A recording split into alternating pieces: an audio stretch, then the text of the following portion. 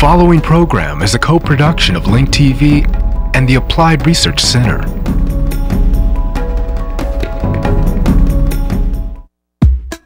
Social programs? Cut. Living wage jobs?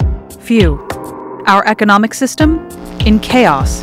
While the White House claims success in its stimulus efforts, is the Recovery Act working for all Americans? In order to keep receiving the benefits from the state, I had to go, like Monday through Friday, for workshops that they had. Not one time did I get a job through them. Whether it's the bottom line or the unemployment line, where do people of color stand in this tough economy? Find out in this Link TV original production, Colorlines, Race and Economic Recovery.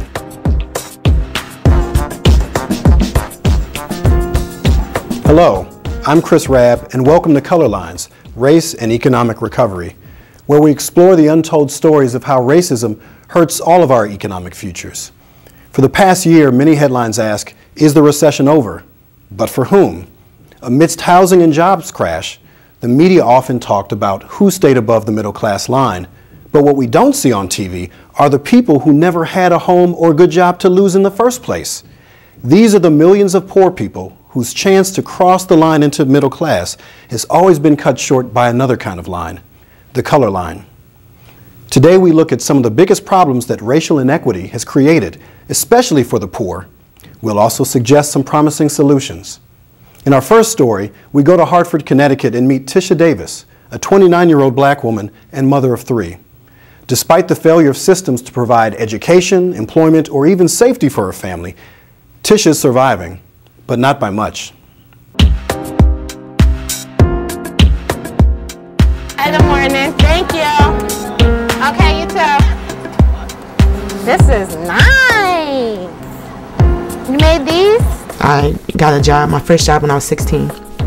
And since then, I would work. I just felt like I could just do it my own self. I wanted to be able to do it for my own self. Meet Tisha, a lifelong Hartford resident and a mother of 3, who's tried to do everything right for her kids. They've never been without food. They've never been without lights that, they know of. Jordan, you had a good day today? Tisha's an experienced home health care worker, but she's struggled to find work in recent years, and being a single mother is a full-time job without pay. They're depending on me. For me to not be able to provide for them the way that they should be provided for would mean basically that I failed them. Tisha turned to Connecticut's public assistance program for help getting back on her feet. However, she found that the daily schedule of a single mom made employment both vital and impossible. The Department of Labor, through the Jobs First Employment Services Program, evaluates what barriers families are facing as they come into the program. Immediately start with childcare and transportation as barriers, and then you go on to limited education, limited job skills. These are not barriers that are easily overcome in 21 to 33 months. People on cash assistance absolutely agree. They would rather be working than getting cash assistance. But at a time when there's a whole lot of competition for jobs, all of these barriers become much bigger.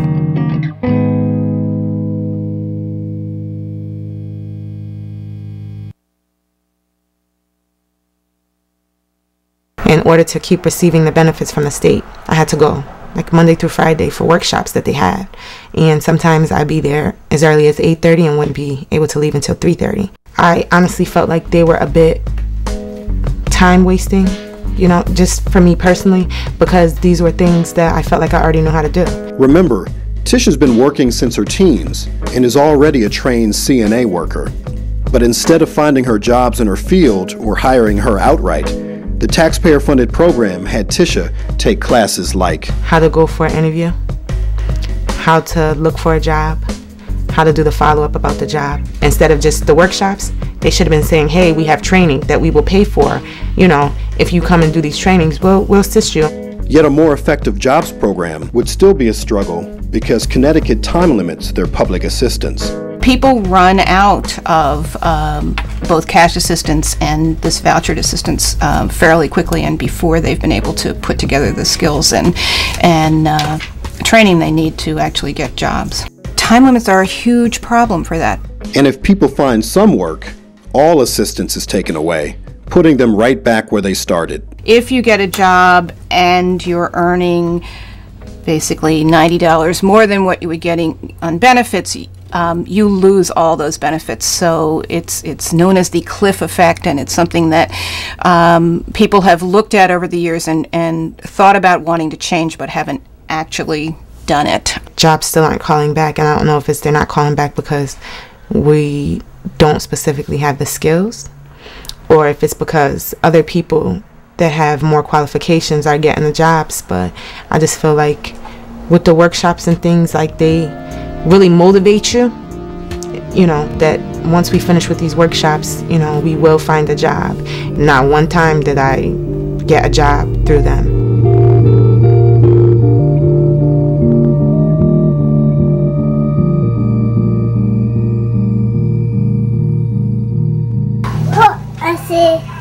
It's nice. Put it in a toy. A lot of times I say to my daughter, we can't do X, Y, and Z because, you know, Mommy doesn't have money for that. We're poor. And she'll laugh, you know, we're not poor, you know. And I say, I'm happy that you think that, because I don't want for you guys to stress, you know, about the things I stress day to day about, but we live paycheck to paycheck. And this is my dog. Come on, Ben 10. Hello. The kitchen table. Hello. Draw a picture of something and it has to equal 7, whatever you draw a picture. 7 dogs. Computer classes, that's the problem now. Yeah, because I don't even, when I'm in front of a computer, I feel dizzy. So what happened to the safety net? Ronald Reagan started chipping away at the safety net in the 1980s. Reagan blamed poor people for causing their own poverty and said that the government is not the solution. The myth of the so-called welfare queen and its subtle racist appeal made it easier to blame the victim and helped pass Clinton's Personal Responsibility and Work Opportunity Act in 1996. But that law's focus on behavior failed to lift women out of poverty. Many were forced into low-wage work that didn't pay enough to support their families and rarely supplied benefits. Meanwhile, welfare programs did not guarantee child care or transportation assistance, let alone access to a good job, leaving women of color to fend for themselves. As the result of demonizing women of color, the safety net was diminished for everyone. It doesn't work so easily to sell an anti-welfare policy by saying that, you know, a white mother is going to no longer get a check to raise her children. I mean, given the simple brass ring of racism, politicians reached for it. You can say there is a black woman, she's having so many children, she's on welfare, and then people say, well, then she doesn't deserve it, we should stop giving welfare. All these attempts of welfare to work, you know, how can there be welfare to work when there were no jobs that were of a substantial character, jobs that were able to provide wages with benefits that allowed these women particularly to take care of children, to take care of elders. This was a facade. How can somebody have a career if they have to leave their job at 2:30 to pick up their kid? He wants to do things, but he gets frustrated. If he can't do it, he gets very frustrated. And I just don't want him to slide through the cracks and they don't pay attention to him and they just push him off like, okay, he's just a bad kid. Because honestly, I don't think he is. Not just because he's my child, you know. They had a tutoring service last year in the school. I guess they didn't have enough funds, so the tutoring is out.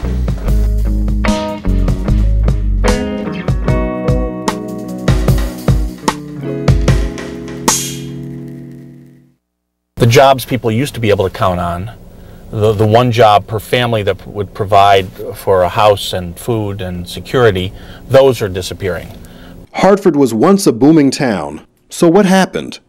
People who owned these factories realized it was cheaper to own them in either other parts of the country like the South or completely out of the country. At that point, Hartford manufacturers decided to pack up and leave.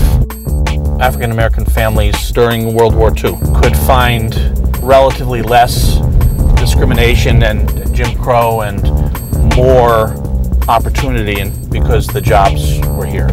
As the jobs left, they were stuck here. There are all kinds of new healthcare jobs that are not unionized. That's absolutely true. And frankly, I don't know what you do if you're stuck in a low-wage job. And since there really isn't the same safety net, you've got nowhere else to go, except maybe your family.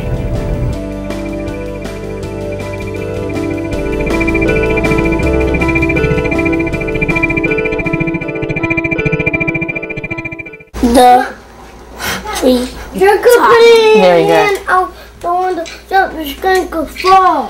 Thank you.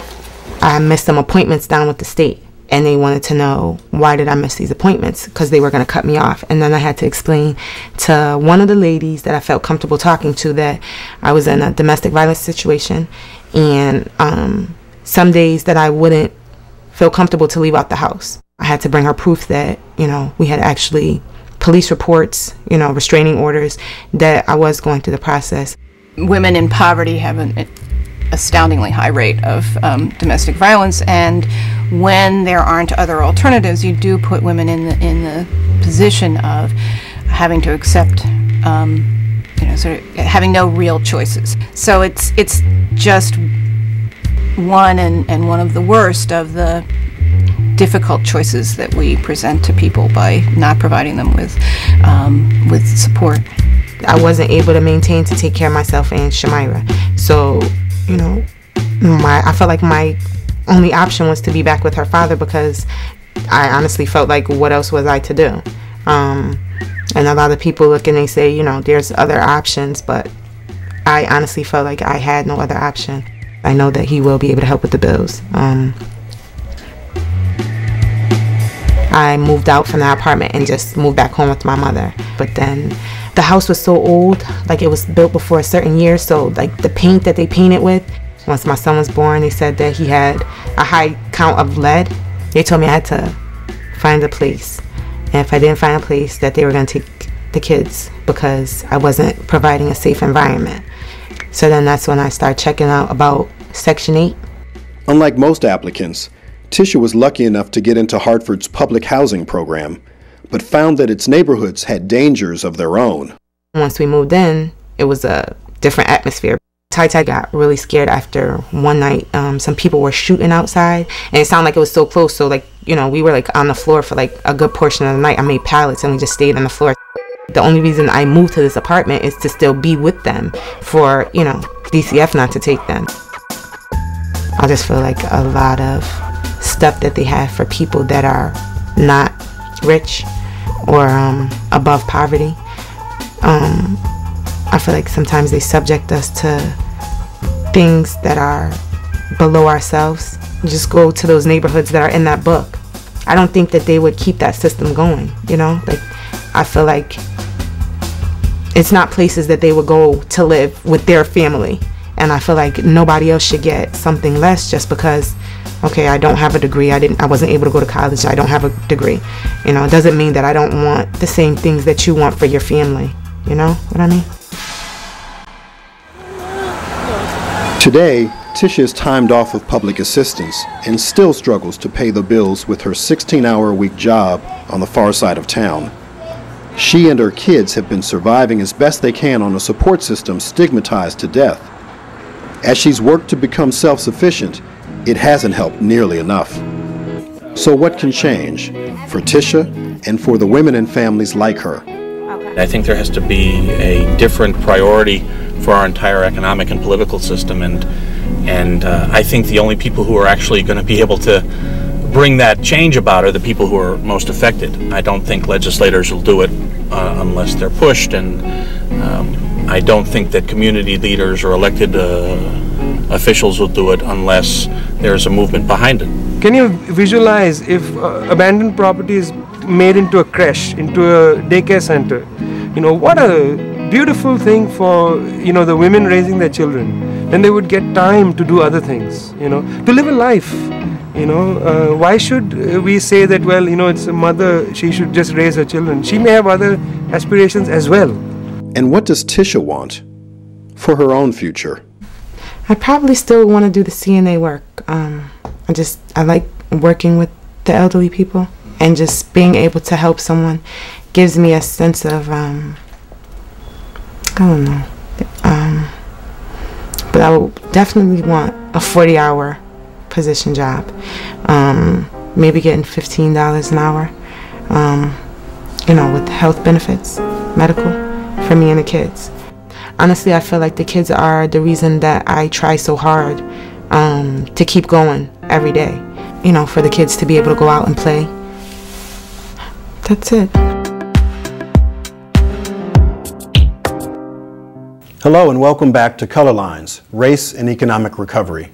The precarious situation we just saw Tisha living in is sadly one of the better outcomes of the safety net that's been shredded. If economic recovery leaves out communities of color, then families like Tisha's will be kept in the shadows, their dreams deferred, and they deserve better. Here with us to help put that last story into context is Tram Nguyen, author and journalist who has written extensively on racial justice issues. Tram is former editor of Colorlines magazine and now works at the California Reinvestment Coalition. Welcome. Thanks, Chris. It's great to be here. So we just saw this heart-wrenching story about Tisha and her struggles. With this economic crisis that's impacting everyone, why is it important to highlight race in looking at the aftermath of the Great Recession? Well, first of all, race is important because when you have an economic system that's already built on inequities and then a crisis like this hits, what you have is, the communities that were left out fall through the cracks faster and harder than everyone else. So while we do have 10% unemployment across the board nationally within communities of color, it's not a recession, it's a depression. With African Americans, the jobless rate is 15%, and among Latinos, it's 13%, and then also looking at single mothers, it's 13% unemployment. So what it shows us is that where the safety net and where the economic system has been failing, it fails even worse among communities that have been left out. So is this the reason why you segment out unemployment rates based on different communities?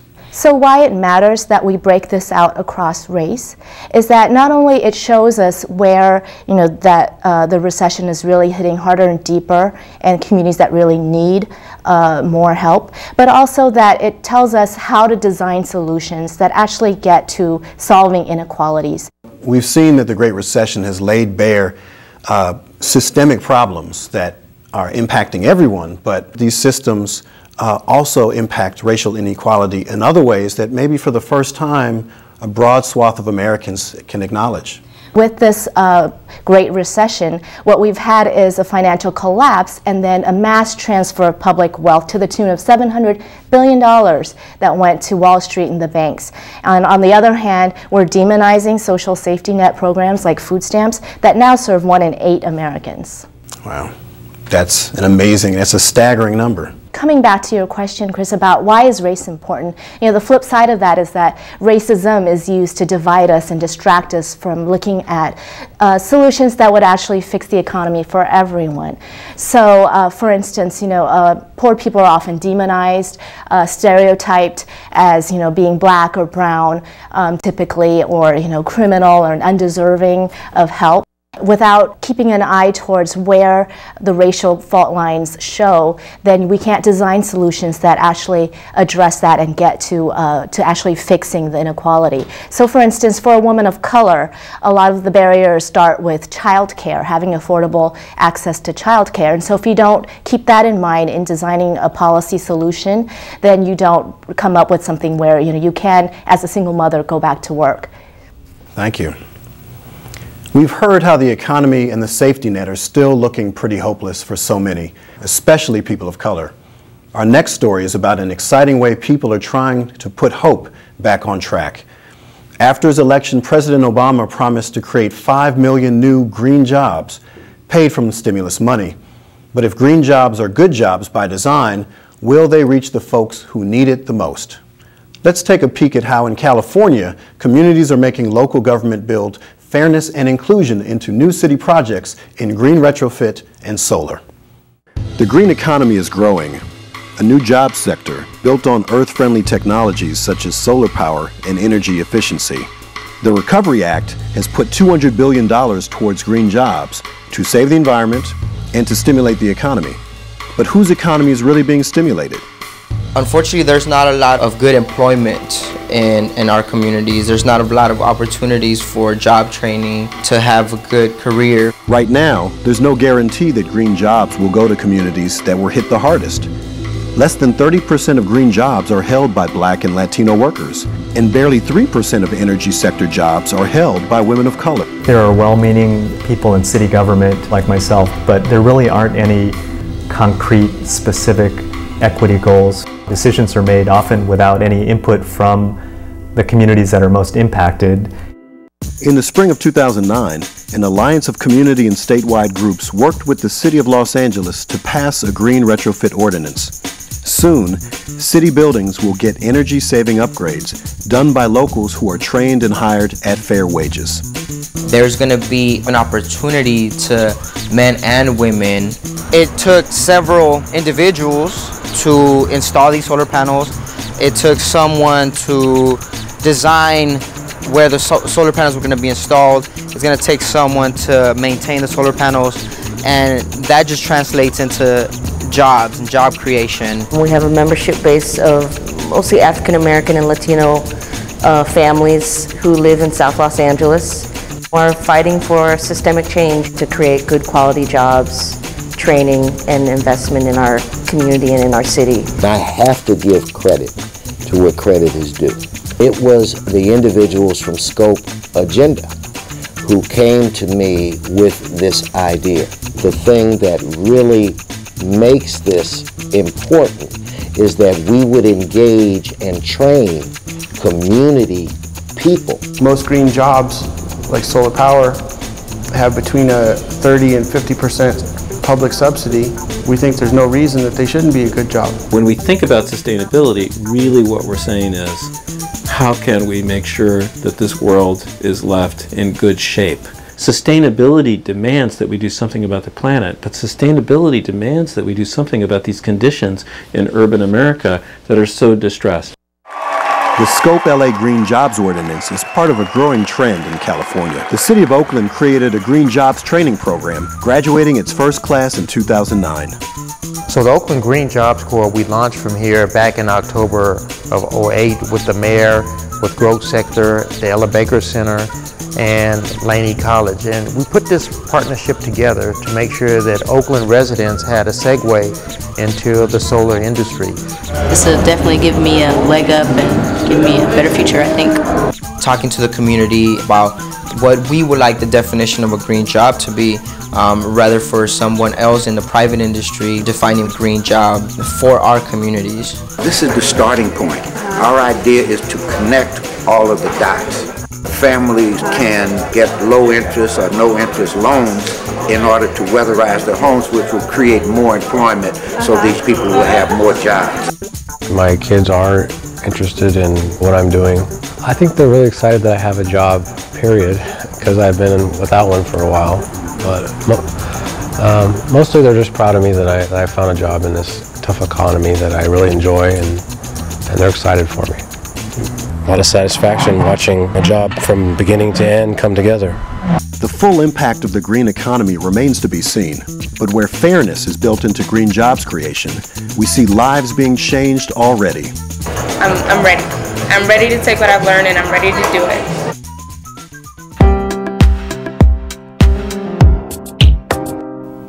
Hello and welcome back to Colorlines. We're back with Tram Nguyen. So Tram, are green jobs a silver bullet for communities of color? Well, I think we have to look at it this way, that our communities have been stripped of jobs, stripped of wealth. And there's been a long time disinvestment with jobs going outsourced, jobs dying and being lost. And so what we need is to make sure that people are put back to work in rebuilding their communities, in retrofitting these homes, or rebuilding the transit infrastructure, and that these jobs are actually accessible to people, to be trained for them, and to be hired for them. So to do that, I don't think it's a silver bullet and it's a given. So how do we go from these few examples to a larger solution that works for the whole country? Well, I agree. We can really be inspired by a lot of these local initiatives. We need more, and part of that is federal policy and state policy to make sure that not only we create green jobs in and for local communities, we also build a greater platform of sustainability that includes entrepreneurship and social enterprises that benefit the community at large. Because ultimately what we need is greater community wealth in communities of color. I know that in the African American community, certainly before the Great Recession, we had 1/10 of the wealth of our white counterparts. That's our equity in our homes, our investments, retirement, all of those assets. You put them all together, 1/10 of our white counterparts, even when you control for socioeconomic class. And that has a devastating impact on a lot of communities of color. So I think now we have an opportunity to really have a mandate to make sure that these issues get addressed and that we build meaningful civic governmental collaborations that promote the benefit of whole communities. That's right, Chris. It's about putting people back to work and rebuilding communities. So we just saw a very compelling example of community-inspired green jobs creation. What's the takeaway from this story?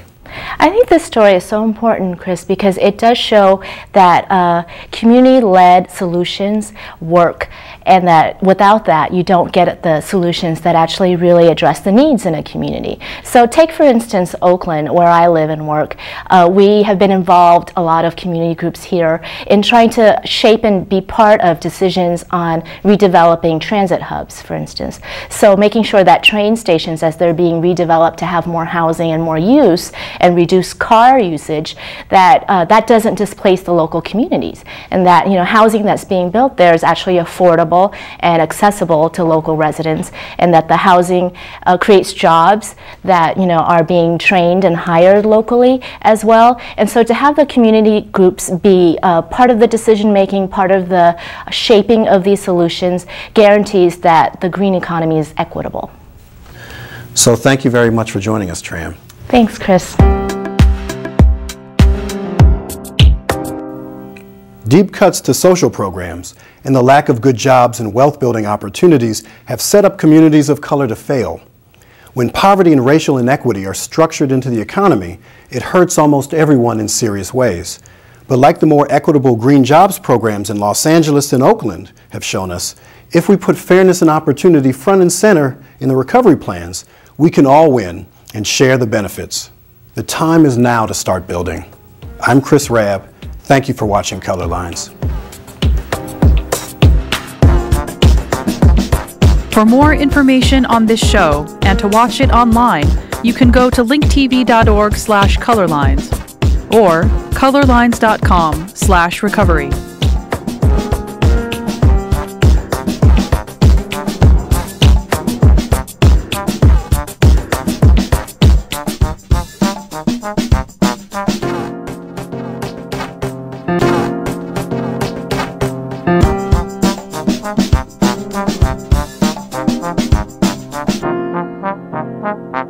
Thank you.